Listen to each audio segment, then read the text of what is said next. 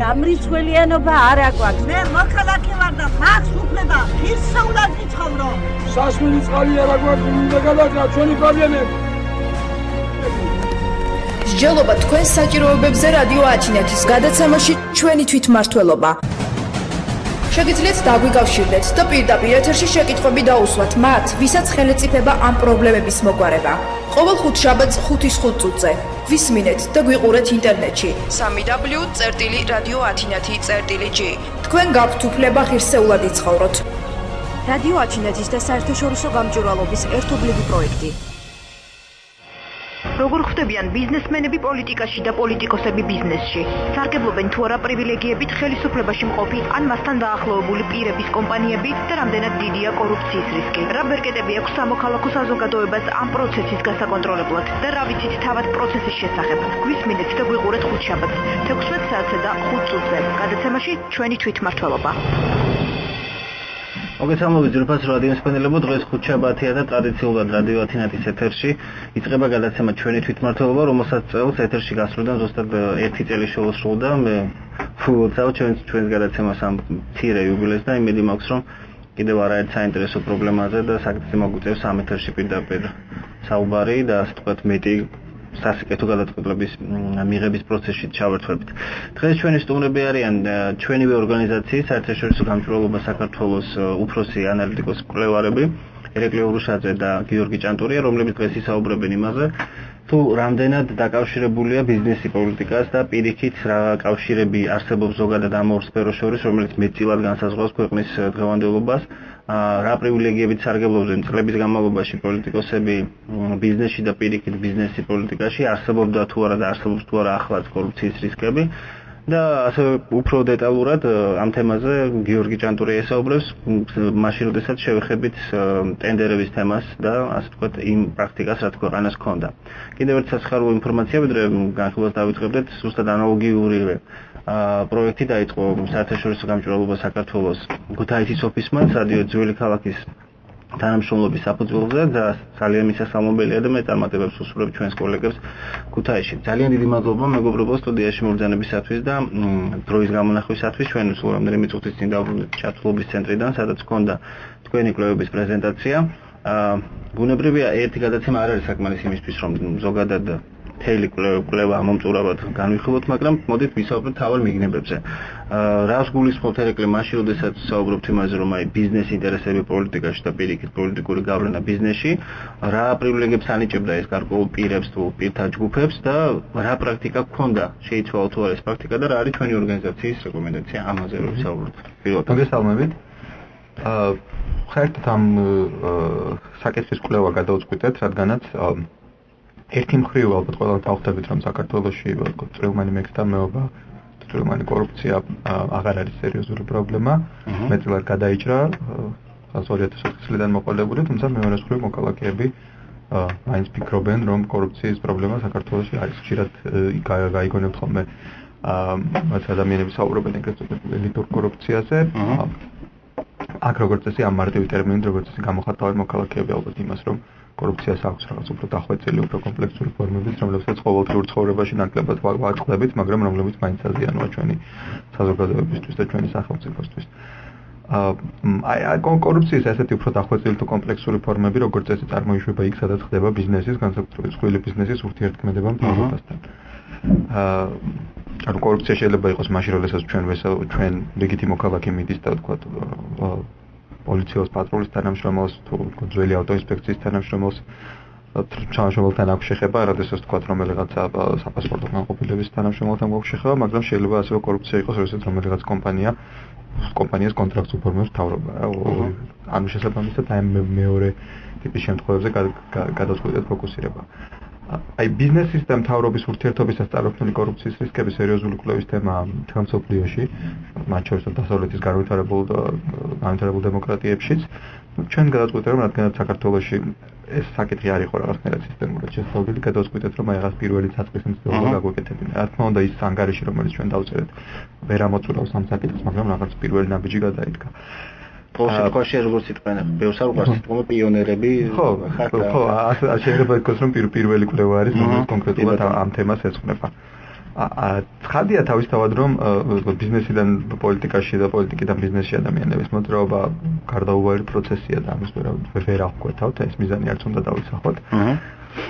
აქ საუბარია მხოლოდ იმაზე რომ მინიმუმამდე დავიყვანოთ ეს კორუფციის საფრთხე რომელიც თან ახლავს ამ პროცესს. კორუფციის საფრთხე მდგომარეობს იმაში რომ ერთის მხრივ პოლიტიკაში მოსულმა ბიზნესმენმა შეიძლება თანამდებობა გამოიყენოს არა იმ მიზნებისთვის, რაც კანონით კონსტიტუციით არის გაწერილი, არასაჯარო ინტერესების დასაცავად, არამედ თავისი იმ კერძო კომპანიის ინტერესების სასარგებლოდ, რომელსაც იგი წარმოადგენს, რომელშიც ის წილებს ფლობდა, შეიძლება ფლობდეს კიდევაც მთავრობაში მოსვლის შემდეგ. მეორე მხრივ, როდესაც პოლიტიკოსი მიდის ბიზნესში, როდესაც თანამდებობის პირი გასაგებად მაღალი თანამდებობის პირი ტოვებს მთავრობას და მიდის ბიზნესში, არის საფრთხე, რომ მან ის კავშირები, რომლებიც შეინარჩუნა, გავლენა, რომელიც შეინარჩუნა სახელმწიფო უწყებებში, გამოიყენოს იმისთვის, რომ რაღაც უსამართლო უპირატესობა მოიპოვოს თავისი ახალი ბიზნესისთვის და რაც ბუნებრივია საზიანო იქნება, თქო, იმავე სექტორში მოღვაწე სხვა კომპანიებისთვის, რომლებსაც არ აქვთ ესეთი კავშირები ხელისუფლებაში. კეთილი, მოდი გიორგისთან გადავაკეთოთ, აი ჩვენ როცა საუბრობთ იმაზე, რომ არსებობს ძალიან დიდი რისკი, როცა პოლიტიკიდან წასული ადამიანი, ან პოლიტიკაში ყოფილი ადამიანები, რომელთაც აქვს გარკვეული ბიზნეს სტილები და ეს მართლა კანონდარღვევა არ არის, ვერც ვერავინ აღგზავნოს, როგორც რეკიმ განაცხადა. არსებობს საფრთხე, რომ ამ ადამიანებმა მართლა ლობირება დაიწყონ და ყველაფერი გააკეთონ საკუთარი კერძო კომპანიის გასაყიდრებლად. არის თუ არა ესეთი მაგალითები, გიორგი, რა იმ უზარმაზარი ინფორმაციის გადამუშავებამ, იმ ბაზების დამუშავებამ, რის თანამშრომლობა გიწევდა რამდენიმე თვის განმავლობაში, რა აჩვენა, რა შედეგი აჩვენა. მე პირველში მივესალმებ მსმენელს, დიახ, როგორც ითქვა, მართლაც სახელმწიფოს და ბიზნესის შორის კავშირი ძალიან მნიშვნელოვანი თემაა და მათ ასე ვთქვათ, ინტერესის სფეროში არის მოქცეული. ჩვენ დაგვაინტერესა ამ თემამ და ჩვენ გავანალიზეთ დაახლოებით 400,000 ტენდერი, რომელიც ჩვენ გადმოსცა კონკურსის და შესაძლებლობის სააგენტომ ბაზის სახით. დაგვაინტერესა იყო თუ არა ამ შესყიდვებში გარკვეული კავშირები პოლიტიკურ თანამდებობის მქონე პირებსა და თვითონ მომწოდებელ კომპანიებს შორის. ეს იყო ეს ვთქვათ ერთი მოდული ჩვენი კვლევის. ჩვენ ასევე დავინტერესდით, იყო თუ არა კავშირები პოლიტიკური პარტიების შემომწირველთა მიერ ფლობილი მესაკუთრე კომპანიებსა და თვითონ ამ განხორციელებული შესაძლებლობის შორის, ანუ მოხდა თუ არა კონკრეტული ტენდერების გასხვისება ამ კომპანიებზე. და მართლაც რო აღმოჩნდა რომ მოდი სპენელების გასაგები რო იყოს უფრო გავაკეთოთ დიფერენციაცია ვუთხრათ სპენელებს ხო რას ნიშნავს ელექტრონული ტენდერი როცა რა დროს მიმართავს სახელმწიფო ხოლმე და რას ნიშნავს გამარტივებული თქვათ მიმართვა მისთვის კომპანიისთვის. ზოგადად მოვიხილოთ კანონმდებლობა, საქართველოს კანონმდებლობა, ზოგადად განასხვავებს ორი ტიპის შესყიდვას. ეს არის ელექტრონული ტენდერი და ეს არის გამარტივებული შესყიდვა. ეს ორი შესყიდვა ძირეულად განსხვავდება ერთმანეთისგან. ელექტრონული ტენდერის დროს ხდება ეს კონკურენცია, გამოიყენება ვებ პლატფორმა, სადაც თითოეულ კომპანია შეიძლება დარეგისტრდეს, შემდეგ მიიღოს მონაწილეობა ეგრეთ წოდებულ ბიდინგის პროცესში და აი მის შემდეგ ხდება კონკრეტული ფასის და მიხვედრით, რომელი კომპანია განაცხადებს დაბალ ფასს. ამის და მიხვედრით ხდება მისთვის კონკრეტული კონტრაქტის გაფორმება. ამისგან სრულიად განსხვავებული ეს გამარტივებული შესყიდვის პროცესი, ტერმინი ტენდერის არ გამოიყენება ის მიმართ, იმიტომ რომ აქ არანაირი კონკურენციის ადგილი არ აქვს. უბრალოდ კონკრეტული სახელმწიფო სააგენტო უწყება, გადაწყვეტს რომ მას უნდა გარკვეული მომსახურების ან ნივთის შესყიდვა და მიდის და აფორმებს რომელიმე კომპანიასთან პირდაპირ კონტრაქტს. ანუ სხვა კომპანიებთან განხილვა ამ საკითხის არ ხდება, პრაქტიკულად არ ხდება. რაც შესაბამისად ავტომატურად გასაგებია, რომ აქ არის კორუფციის რისკები, იმიტომ რომ შეიძლება სააგენტომ კონკრეტულმა სახელმწიფო უწყებამ დადოს ხელშეკრულება იმ კომპანიებთან, რომელიც ახლოს არის, ისე ვთქვათ, თანამდებობის პირთან, ან უბრალოდ ეს ვთქვათ სხვა კორუფციის რისკები აქ არსებობს. შესაბამისად, კანონმდებლობამ დააწესა აქ შეზღუდვა. შეზღუდვა არის, ასე ვთქვათ, სხვა გამონაკლისის შემთხვევები რო გავითვალისწინოთ 5,000 ლარზე. ანუ მარტო 5,000 ლარი. კი, 5,000 ლარამდე შეფასებული ნივთის ან მომსახურების შეძენა შეიძლება ამ სისტემით. რა თქმა უნდა, არ არის კარგი, როდესაც შეიძლება ეს თანხად კონკრეტულ სააგენტომ უწყებამ გამოიყენოს არასწორად, არაეფექტურად, თუმცა რადგანაც შეზღუდვა არის 5,000 ლარზე, ზოგადად სახელმწიფოს ეს ზიანი არ უნდა მიადგეს. თუმცა ჩვენს მიერ გაანალიზებულ ბაზაში იყო ტენდერები არათუ 5000 კონტრაქტები არათუ 5000 ლარზე, არამედ 500,000 ლარზე, 5 მილიონზე, 50 მილიონზე და 500 მილიონზეც კი. და ამ დროს რა ხდება, როცა ხედავს კონკრეტული ჩინოვნიკი თუ თუნდაც არასამთავრობო ორგანიზაციის წარმომადგენელი რომ კანონის გვერდისავლით იქ სადაც ლიმიტია დაწესებული შეზღუდვა 5000 ლარზე ჩვენ ხედავთ 500 მილიონიან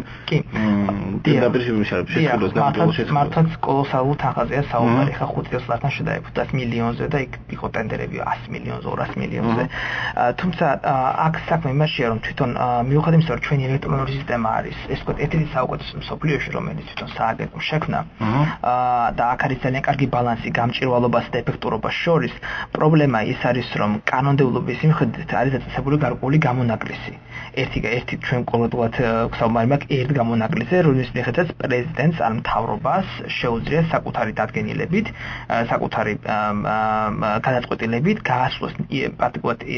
გაასწროს კონტრაქტი ნებისმიერი ღირებულებით და შეუზღუდავი ის ვთქვათ ხასიათით და რითი ხნის ამ დაშვებას კანონმდებლები კანონმდებლები ამით ხსნის ანუ რითი ეს ძალიან საინტერესო ჩანაწერი არის თვითონ შესწავლების შესახებ კანონში ეს არის მე-10 მუხლის მე-13 პუნქტი და გავაკეთებ ციტირებას ვთქვათ ამის თვითონ ეს მუხლი ამბობს რომ სახელმწიფოები და საზოგადოებრივი მნიშვნელობის ღონისძიების შეზღუდულ ვადებში შეუფერხებლად ჩატარების მიზნით შესყიდვების განხორციელება შეიძლება დადგინდეს საქართველოს პრეზიდენტის ან მთავრობის სამართლებრივი აქტით.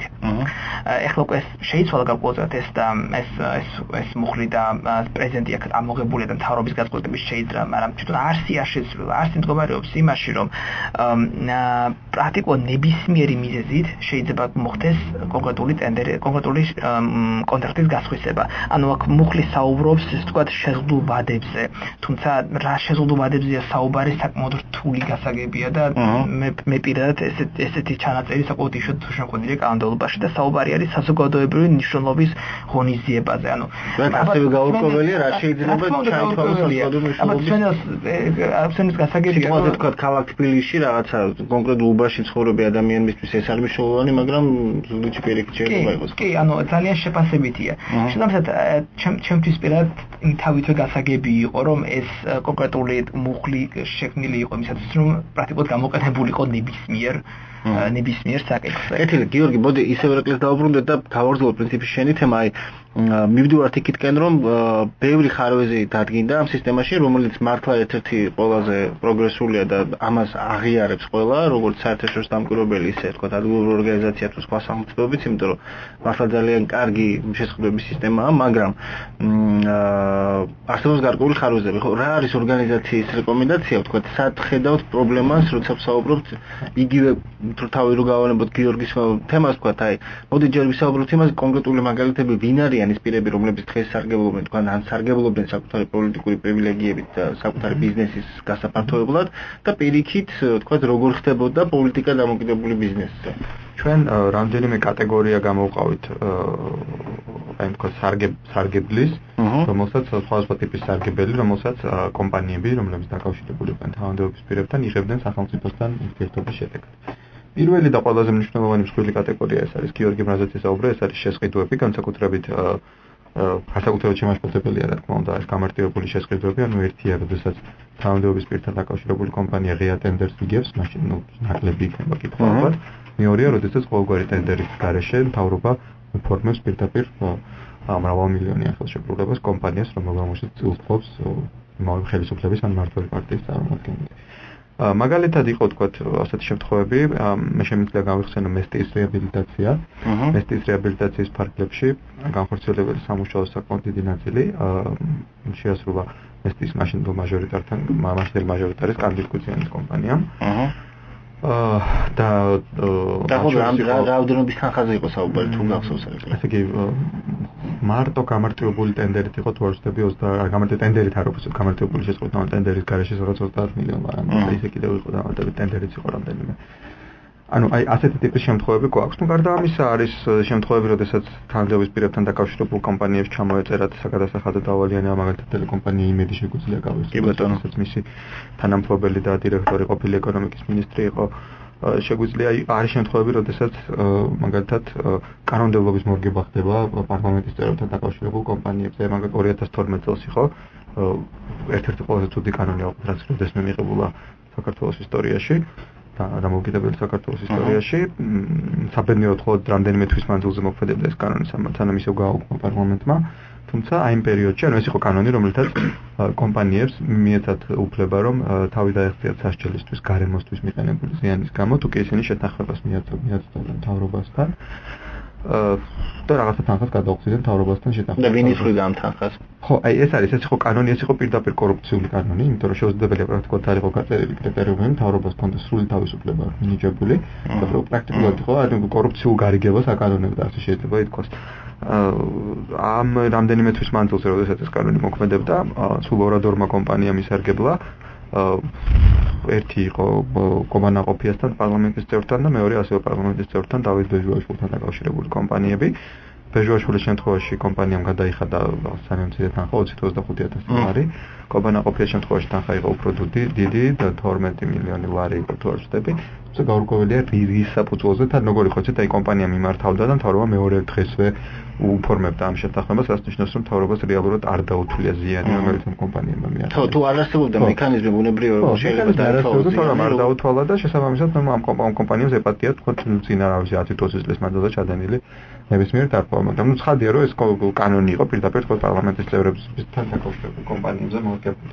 ეთელერგელ მოდი საუბარი გავურძელოთ რეკლამის შემდეგ, ძალიან მცირე პაუზის შემდეგ დავბრუნდები და მე შესაძლებელსაც ექნებათ საშუალება რომ დაგვირეკონ ტელეფონის ნომრებზე 22-159 პირდაპირ ეთერში ან გამოთქვათ საკუთარი მოსაზრება, დასვათ კითხვები და შესაბამისად კომპეტენციის ფარგლებში ჩვენი სტუმრები ეცდებიან ამ საკითხს გასცემ პასუხებ დროებით. ჩვენ დავბრუნდით პირდაპირ ეთერში მცირე ხნიანი სარეკლამო პაუზის შემდეგ. დღეს ვსაუბრობთ პოლიტიკოსებზე, რომლებიც ბიზნესში იყვნენ, ან პირიქით ბიზნესმენებზე, რომლებიც პოლიტიკაში მოვიდნენ, წავიდნენ, მაგრამ დარჩათ პრივილეგიები და ასევე ზოგადად იმ სისტემაზე, რომელიც არჩენს გარკვეულ რისკებს კორუფციას სამმართველობაში, ამიტომაც დღეს სტუმრად ყავს საერთაშორისო გამჭვირვალობა საქართველოს თბილისის ოფისის ცენტრალური ოფისის მკვლევარები ერეკლე ურუშაძე და გიორგი ჭანტურია.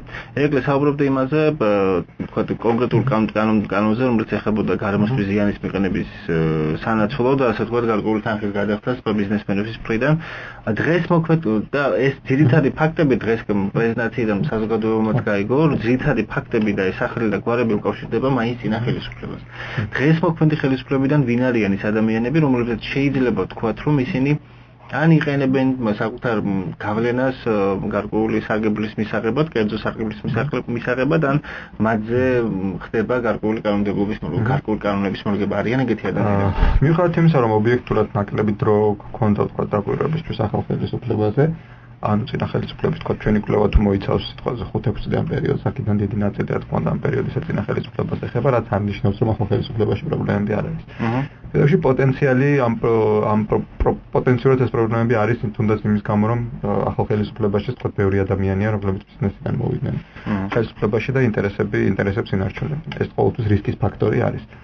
არ ნიშნავს რომ ყველა ადამიანი ვინც ბიზნესიდან მოვიდა მთავრობაში რაიმე კავშირი აქვს კორუფციასთან, მაგრამ რისკის ფაქტორი ეს ყოველთვის არის ბიზნესთან კავშირი თანამდებობის პირის. ჩვენ მაგალითად, როდესაც 2012 წლის არჩევნების შემდეგ ხდებოდა ახალი მთავრობის ფორმირება, ჩვენ გავამახვილეთ ყურადღება კახა კალაძის შემთხვევაზე, როდესაც ის წარადგინეს ენერგეტიკის მინისტრის პოსტზე.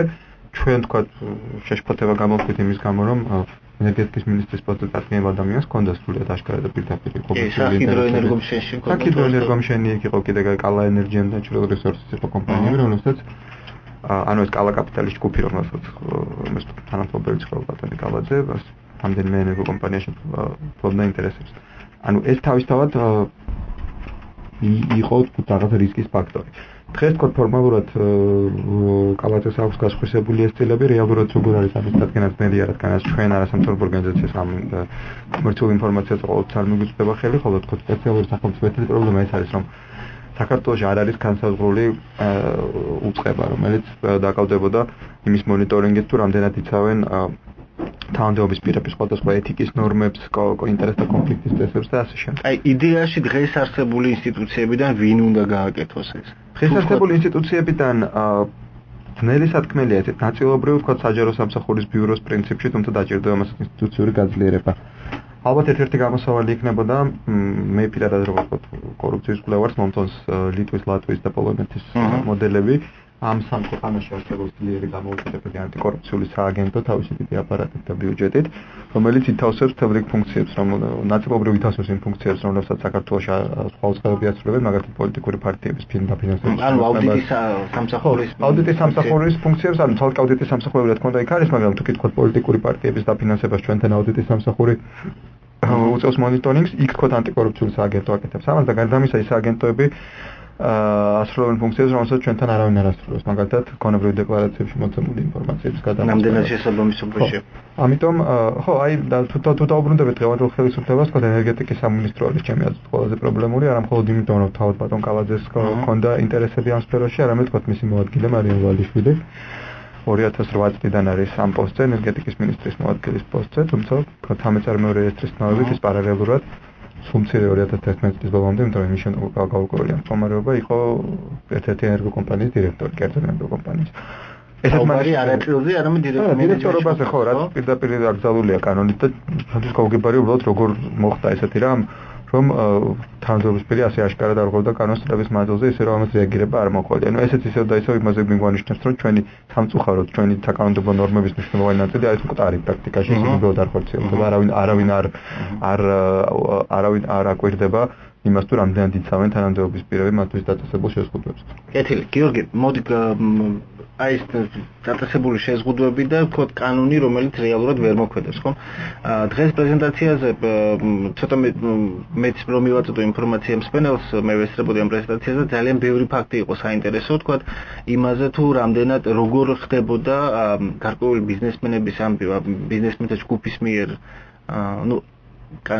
ჯგუფს ვერ ვიტყვი, იმიტომ რომ მარტო ფიზიკურ პირს თუ შეუძლია პოლიტიკურ პარტიას შესწიროს გარკვეული ფული, როგორ უბრუნდებოდათ მათ ეს ფული. მოდი ამ ფაქტებზე გავამახვილოთ ყურადღება, ვთქვათ, ვინ ნახა ყველაზე დიდი სარგებელი და რამდენად ეს პოლიტიკური სიმპათია იყო თუ ნამდვილად გარკვეული აღებმიცემობასთან ჰქონდა საქმე, იმიტომ რომ ძალიან საინტერესო ფაქტებზე ჰქონდა დღეს საუბარი და აი რამდენიმე გვარი მაინც რო გავაჟღეროთ ისეთი ციფრები რა თქმა უნდა. კი ბატონო. ესე იგი, პირველში ერთი წუთი ვიტყვი თუ რა რაოდენობის თანხა გასხვისდა ამ გამარტებულ შესყიდვაში, სანამ გადავიდე კონკრეტულად კომპანიებზე. 2012 წლის მონაცემებით 1 მილიარდ 170 მილიონი ლარი გასხვისდა ეს ვთქვათ ამ კონტრაქტებით. რაც შეიძლება ვთქვათ, რომ გამარტივებული შესაძლებლობები და არა ტენდერები.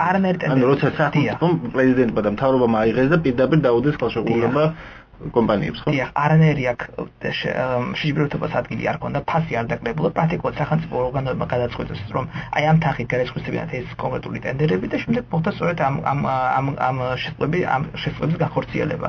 შეიძლება ვთქვათ, რომ მან უდიდესი ზიანი მიაყენა პრაქტიკულად, როგორც ეს ვთქვათ, კონკურენციას, იმიტომ რომ გამარტებულ შესაძლებლად არ მოიცავს კონკურენციას საერთოდ და ასევე მოხდა თანხების საკმაოდ არასწორად გახარჯვა, იმიტომ რომ ჩვენი მონაცემებით და ჩვენ დავთვალეთ დაახლოებით 18% ხდება ფასის კლება საშუალოდ, როცა კონკურენცია არ ხდება, არ მეფასი კლება არ ხდება პრაქტიკულად უხეშად ვთქვათ, შეიძლება ვთქვათ, რომ 18% დაზოგვა შეიძლება სწორედ ამ 1 მილიარდ 170 ლარიდან და მისი უფრო ეს ვთქვათ, უპრიანად გამოყენება.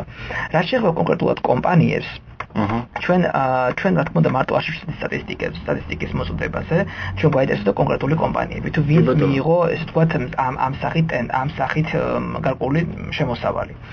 საერთოდ 2012 წელს შემოწირულობის სახით პირველ რიგში მინდა ასე ვთქვათ ვისაუბრო პოლიტიკური პარტიების დაფინანსებლებზე და თვითონ როგორი სისტემა იყო შექმნილი.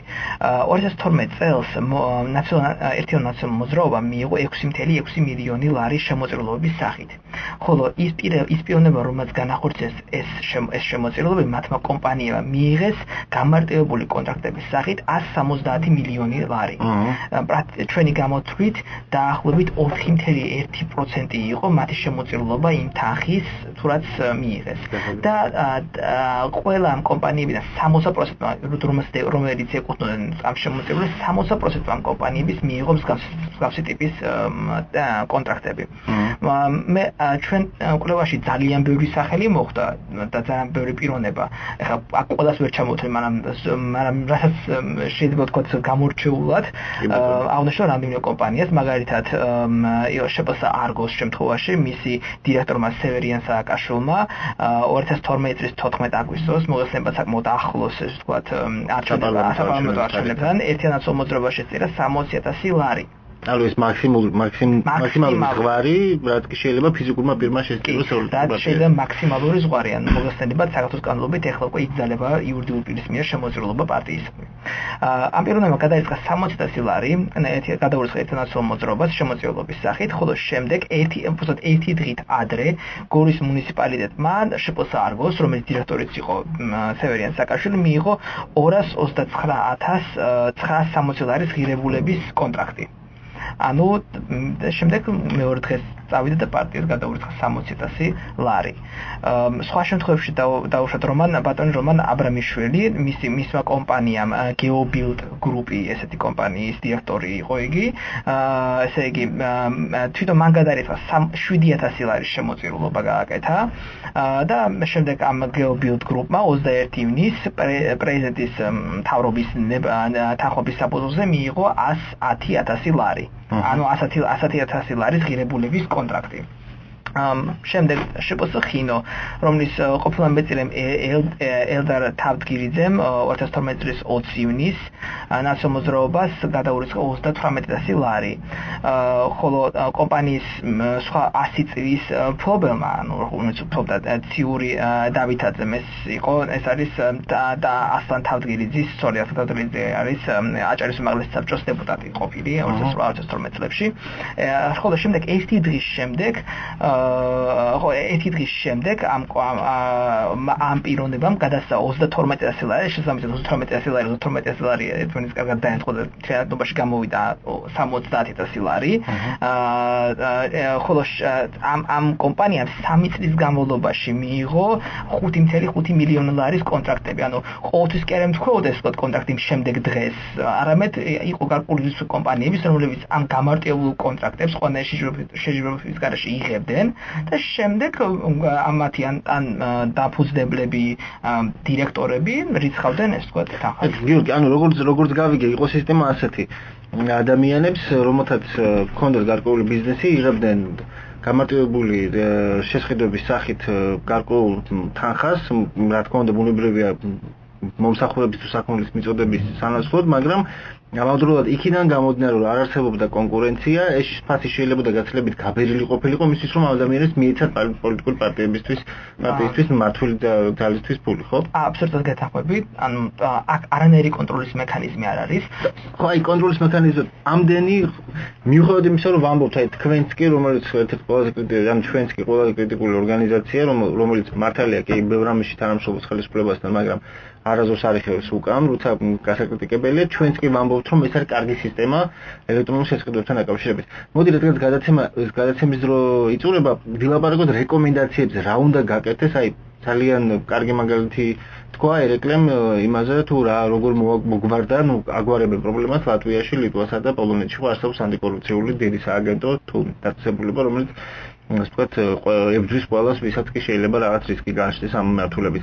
რა უნდა გაკეთდეს საქართველოში, აი თუნდაც ამ კონკრეტული ვის უნდა დაეკისროს პასუხისმგებლობა, ვინ უნდა გააკონტროლოს ეს სისტემა, ვინ უნდა აიღოს ხელში სიტუაცია, ასე ვთქვათ. კი ბატონო.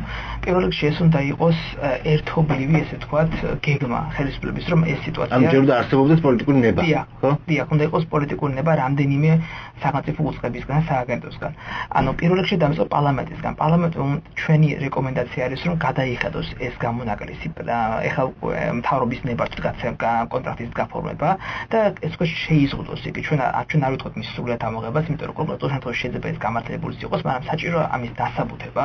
ანუ უბრალოდ დაზუსტება რას ნიშნავს სახელმწიფო და საზოგადოებრივი მნიშვნელობის, ხო? რას ნიშნავს სახელმწიფო და საზოგადოებრივი მნიშვნელობით? რა იგულისხმება შეზღუდულ ვადებში? იმიტომ რომ დღესდღეობით ეს მუხლით თუ როგორც არის ჩამოყალიბებული, პრაქტიკულად ყველაფრის საშუალებასაც ძროხ სახელმწიფოს უწყებებს, რომ ნებისმიერ საკითხში გააფორმოს.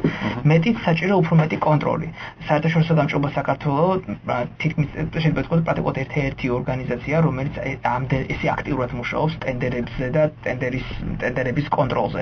მაგრამ ჩვენ ასევე ჩვენთვის მნიშვნელოვანია, რომ სახელმწიფო უწყებას გამოიჩინოს ეს გარკვეული ინტერესი, მაგალითად აუდიტის სამსახურო მნიშვნელოვანია, რომ აქტიურად ჩაერთოს და მოახდინოს კონკრეტული ტენდერების შემოწმება და შესრულების გადამოწმება.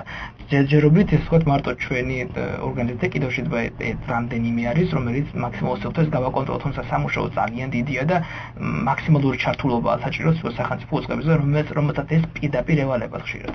გასაგებია. ერეკლე, მოდი შენ რეკომენდაციებზე გადავიდეთ.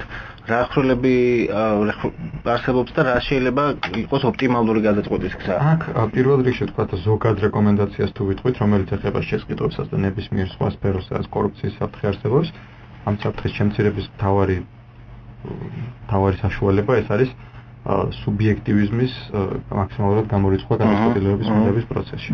ანუ თუ კი მაქსიმალურად შეუზღუდავთ სახელმწიფო უწყებას და თანამდებობის პირებს იმის საშუალებას, რომ მათ ტენდერის გარეშე ამ გამართულებული შესყიდვის პროცედურით ხარჯონ თანხები, თუ კი მაქსიმალურად შეუზღუდავთ სახელმწიფო უწყებებს იმის საშუალებას, რომ თქვათ პრივატიზაცია აუქციონის გარეშე მოხდინოს სახელმწიფო ქონების პრივატიზაცია კონკრეტულ კომპანიებთან პირდაპირ შეთანხმებით, ეს ყველა მექანიზმი უნდა იყოს არსებდეს კანონში და უნდა წარმოადგენდეს გამონაკლისს.